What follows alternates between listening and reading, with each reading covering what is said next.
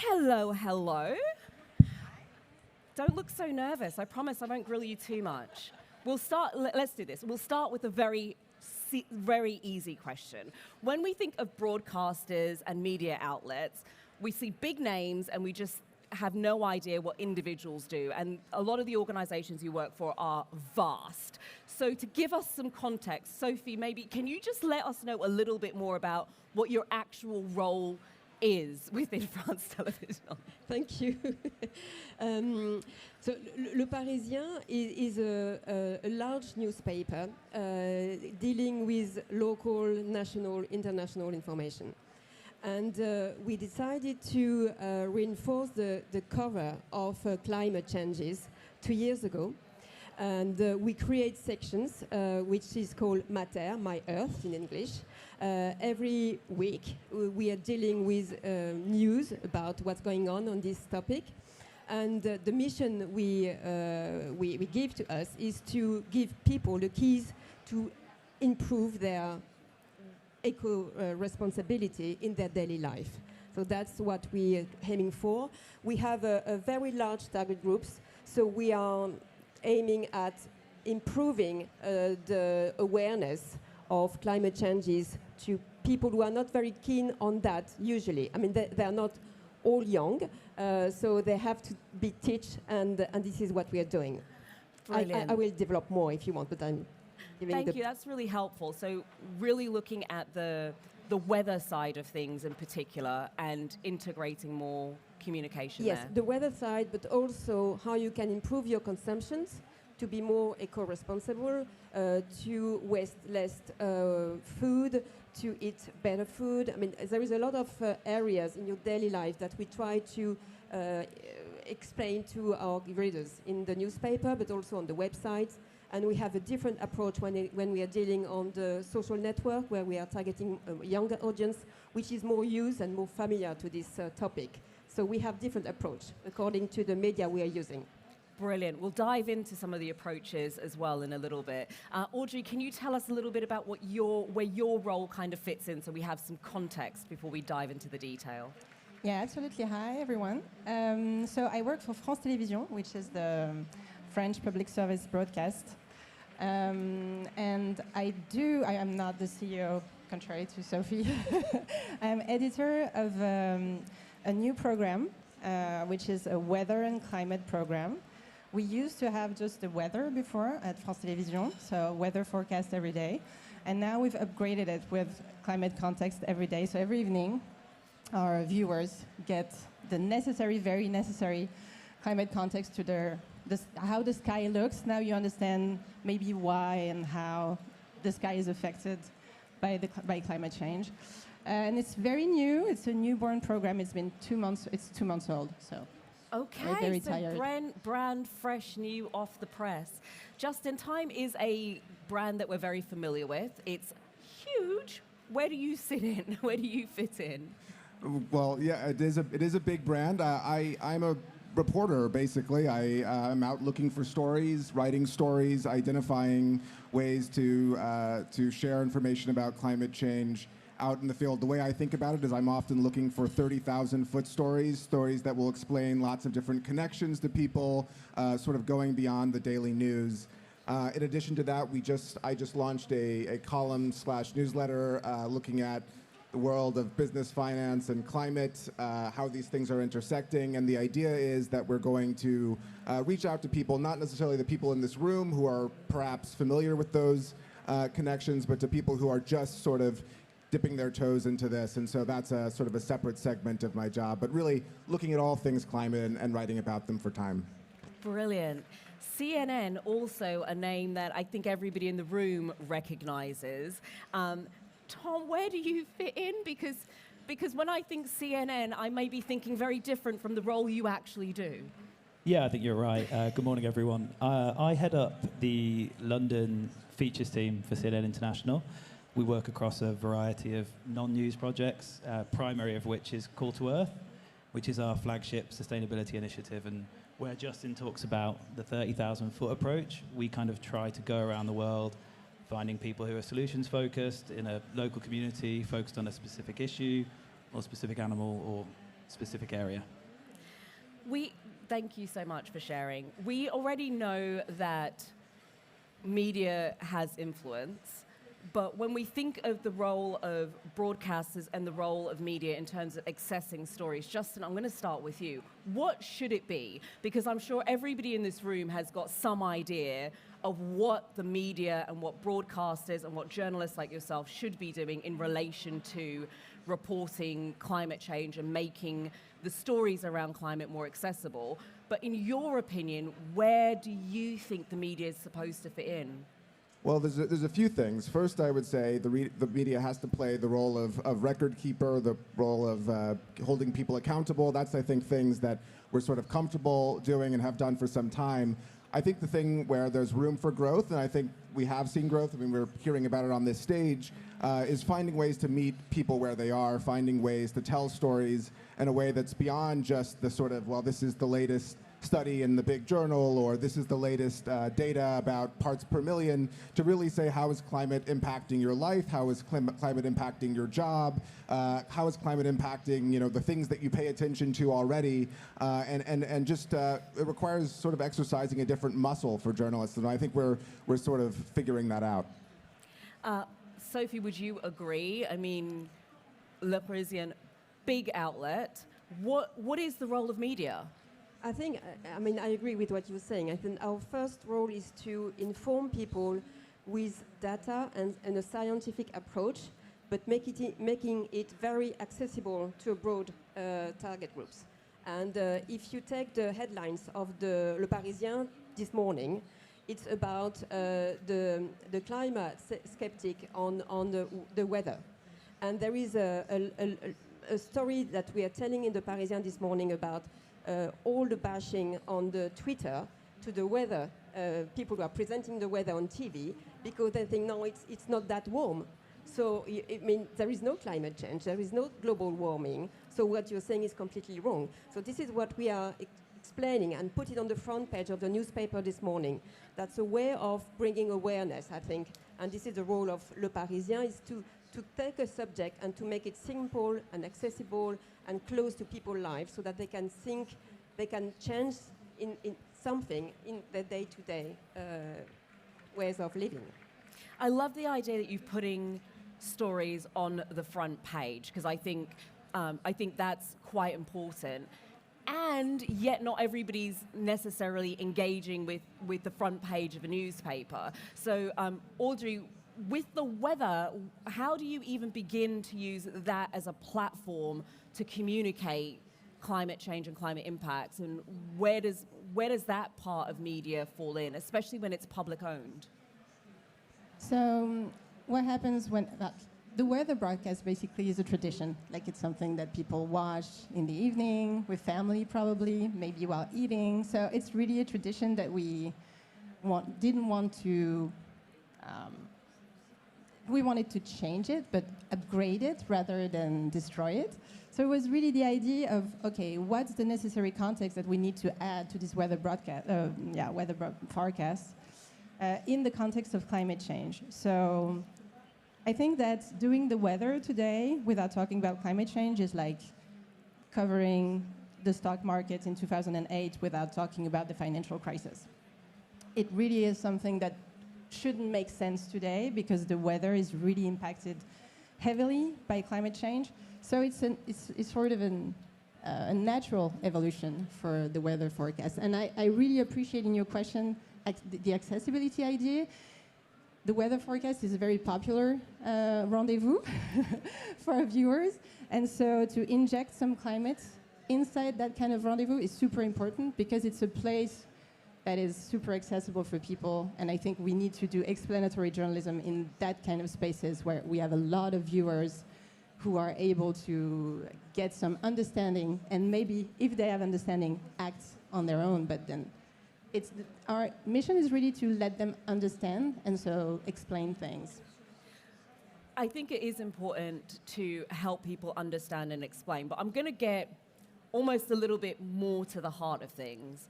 There will be people who are saying the media has so much influence and they simply aren't doing enough. We're not moving fast enough. We're not making big enough impacts. This is something that's impacting the whole of the world, and yet it feels as if we're moving too slowly. Sophie, what would you say to that? What would you say to people who are saying, why aren't we moving faster?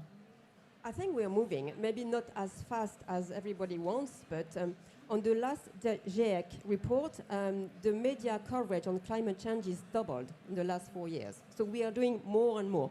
Never enough, that's for sure. But I think we are changing little by little the ways that people think about that. And a survey we did in December showed that people, for example, on meat consumption, they have moved. And now 70% of people are aware that meat consumption has an influence on the climate change. So, and that's something I think the role of media is giving little things, keys to actions for people. So never fast enough, but I mean, we improve it and we do it a lot it's more present now in the newsroom than it has never been even a year ago. I mean, we do more and more. We train our journalists on these climate changes. I mean, we have more people dealing with that on every topic, not just on environment, but we try to put environment information on everything, on sport. We have the Olympic game in France in a year. I mean, every topic is about the green, eco-responsible Olympic game in France. So we're dealing with that, and we try to do it more and more. So it's never enough, but we know that, and we're pushing hard. Never enough, but you're pushing hard. Tom, what are your thoughts when somebody says, too slow, just too slow? It's interesting because, I mean, with CNN, we've got Ted Turner as a founder who, way back in the 80s, was a bit of a pioneer in kind of media conservation. We have a dedicated climate unit which sits across all bureaus, and I know that the climate crisis is an editorial pillar. I think sometimes when we talk about moving too slow, I think the coverage is there. It's maybe, are we getting it right? Are we engaging people enough? I think we've all just come off the back of a pandemic, right? Where at the start of it, we're all glued to government updates, wanting the latest news, and then sooner or later you have to start pulling away. It's too worrisome, it's too anxiety-inducing. I think the climate conversation is similar. So if you can't alarm people, if you can't stum them into action, you have to inspire them. And I think that's where approaches like we take with Call to Earth, where you go into communities and you go to places and you meet people who are making a difference, if only on a small level.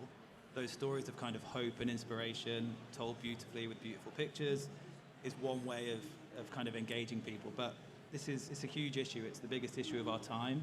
It's going to take thousands of journalists and thousands of approaches and different ways to engage people, I think. Justin, you've been in journalism for ages. Do you agree that maybe it's the approach? Is it that the approach we're taking isn't designed right now for us to be able to move at the pace that the public is expecting us, or is it something else? Well, why can't we move faster? Well, I would first agree that we're doing a lot, and it also is not fast enough. That is the case with much when it comes to climate change. But I would say I do think there is this sort of fundamental challenge that journalists, that media outlets have faced, given the way that we tend to structure our coverage with beat systems where reporters are focused narrowly on an issue. Say, if you're focused on stock market, as we said earlier. You're thinking about the things that your sources are talking to, and those sources are thinking about the same things over and over, and they don't necessarily think about the bigger picture of climate change. So the question becomes, how do you get people across society to start grappling with climate if the sources aren't doing that? And so one way is to try to hire a bunch of climate reporters who can cover each other facet of things, or you can try to find a way to get reporters who are focused on other things to understand climate and incorporate that into their coverage, both of which are pretty gargantuan tasks that require thinking about and organizing journalism differently. The reality is we're probably going to need a little bit of both, but I think that's a question that we're sort of sifting through. And one place where I think you are getting it right, where things are moving, Audrey, is the way that you're using the news. We can using the weather. We can say that people, and Tom kind of alluded to it, over the pandemic, all we heard was stories of doom, or at least it felt like that people have become quite disenfranchised by hearing stories that feel quite heavy. We hear about, anxiety levels going up, whereas people just don't want to handle those sorts of stories. How do we tell stories around climate in a way that's going to get people to move faster? How do you integrate that into the weather? A good question. I think for us it's really 101 in terms of, okay, there's not enough rain in the south of France. It's something that impacts the daily life of people already. It's not something that we add to their daily life. It's already there. So it's first explaining to them why is that happening and how this can be mitigated. And so the second part is really mitigation. I think it's very important. So first, doing good explanatory journalism with the help of scientists, we really do that. And we do that in a way that is listening to the audience's question. We have a sort of operation called On vous répond, which means we answer you. And so viewers can scan a QR code every night and ask their question on the website, which allows us to understand what they want to understand. And we really base our coverage on the question of the audience, which is a really, really good compass to where they are at, what they need to understand. And from that, based on that, we go see scientists, and they help us answering those questions. Often it's themselves answering the question, the climate scientists. And it really helps us out not being super anxiety-inducing, for example. And when you've done the explanatory part, then you can switch to, okay, what are the so-called solutions? I'm not saying there's one big solution, but rather trying to show people that there are ways to mitigate with the climate crisis. I like that you're listening. I think there's one thing to be in a bubble and say, well, let's sit down together and work out what to say. It's another thing to say, well, let's just ask the public who are engaging with these outlets anyway, what do you want to know? How can we tell the story better? Audrey, for you, what do you think needs to change about the way stories are told such that it creates the impact that we need? It's not just about telling stories, it's about providing, you've mentioned earlier, providing great quality information, but how do we tell them so people want to listen? I think it's also about telling positive story and not just telling what's going on, which is, every time we do disaster story, we know the audience is not very good. And people will prefer to have positive stories. They prefer to have also people, to embody the stories. And that's, we have a video series, for example, which is called Food Checking, about consumptions. And we have a journalist who is explaining what is good, what is not good when you buy, for example, mustard in a supermarket, how you should look on the label. This kind of thing is working well. And we are very strong on that. Every time you do less of that, you are more on the bad things, which you need to tell as well. I'm not saying that you shouldn't, but I think you should find a way that will be close to people so that they can think they can act and they can do something. That will limit, I think, eco-anxiety. So positive stories that are action orientated, where people can see themselves in it and say, here's something I can do. Tom, I know you've got a very particular way, particularly in your team, that you're looking to tell stories within CNN. Can you tell us a bit more about that? Yeah, so within Call to Earth, it's mainly a focus on people who are solutions-based, people who are inspiring, people who are trying to make a difference at a micro kind of level with potentially a macro impact. As a natural extension of that, as a recognition of what a huge priority that is for us, we've launched Call to Earth Day, which takes place each November. We're in our third year now, and it involves us going out into the world, into the community, partnering with schools and organizations. I think last year we had, it was around 130,000 people take part in 200 events in 82 countries. And we spoke about priorities and resourcing earlier. This is kind of the one non-news event that CNN International treats like a major breaking news story. So for a day, we've got programming in every hour of programming. We have blocks dedicated to Call to Earth. We have reporters across the world in kind of 6-7 continents. And we kind of put our power behind it and try to create impact, not just on a day, but create a community that can be inspired to go out and take action for the remaining 12 months of the year as well. sounds like such a big collaborative space. I think the thing with big problems is they need big answers, and I think, you know, just seeing some of the various different things that people here are doing, it's quite inspiring to say, well, maybe you could take a little bit from that and kind of mix it in. Justin, at Time, you've taken the angle of looking at climate as it pertains to business. And you mentioned earlier we could either go down the route of specifically looking at correspondents and journalists that have a depth of understanding of a particular of climate, or we could start to look more across the board to say when you talk about economics, we should integrate climate. It sounds like that's something that you're looking at Time. Yeah, absolutely. The origin of the newsletter is really twofold. One, realizing that increasingly a lot of climate action does depend on businesses. You know, there's been big government movement, and now implementation requires the interaction of the private sector. But then two, realizing that there's actually a really underserved group of people in business who are interested in engaging on climate. It's not their entirety of their job, but we figured that there was a niche that wasn't being served, people who want to just get up to speed on sort of the general conversation. And so we created this once a week newsletter column, which is designed to touch on the relevant issues in a way that's accessible. So it's not for people who are deeply embedded in this. And I think, you know, we launched just maybe 6 weeks ago and have about 250,000 subscribers already.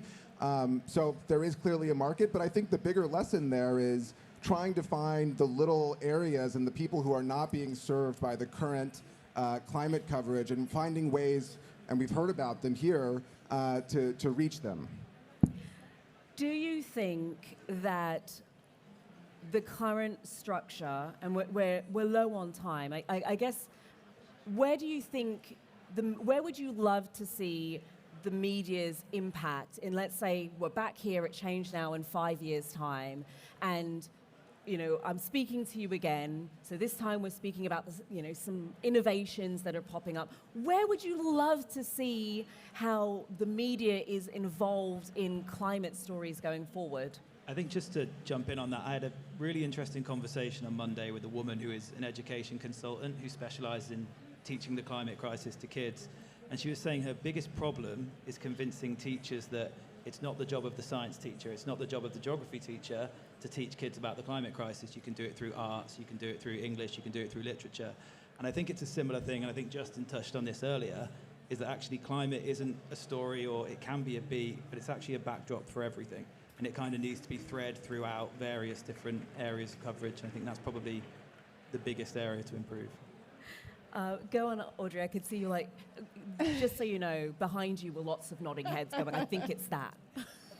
No, I totally agree with that. Like, it's not one beat who should cover climate. It's like every journalist, the business beat reporter should be able to ask the right questions and not be fooled by greenwashing. So I do totally agree with that. I think the question is more about, like, who are we trying to reach? We need to do exactly what we're saying, but also I hear often climate scientists saying that right now they feel like they have two kind of audiences: the ones who are really engaged, they know so much already about the climate crisis and they want to know even more details, and the rest of them who just are, And I think we really need to address that second part also. Like, I think we have products who really are going deep into the details of the climate crisis, but like, how are we putting climate on our leading editorial products, like the things that reach the biggest audience, rather than doing just things for people who are already into this story. Justin, where would you want to see things go to? Well, I agree with everything that's been said. I would add one thing, which is I would love to see maybe someone from a local newspaper or a local broadcaster, because so much of where people consume their information, particularly in the US, but around the world as well, is from their local news, and that is an area where it's been very hard to get people covering climate. So integrated into local news. And finally, Sophie, where would you want to see things go to? I agree in everything you're saying. And I would add just, if we can engage people to act, and I'm very agree with what you're saying about local news. And we are very much telling stories about local initiative. And there is a lot of things going on. And Le Parisien is also having some challenges that we are doing with local people. and pick up butts, for example, on the Champs-Élysées, and you can't, I mean, you don't imagine how many butts you have on the Champs-Élysées when you're just doing for 3 hours. It's amazing. So we can engage people to act and make it more positive, make the things more fun and more positive. Brilliant. Thank you all so much for joining me here today and taking the time to go through my small little grilling. It's been really insightful, and congratulations on all the amazing projects that you're doing. So it's Sophie, Audrey, Justin, and Tom. Warm round of applause. Thank you so much.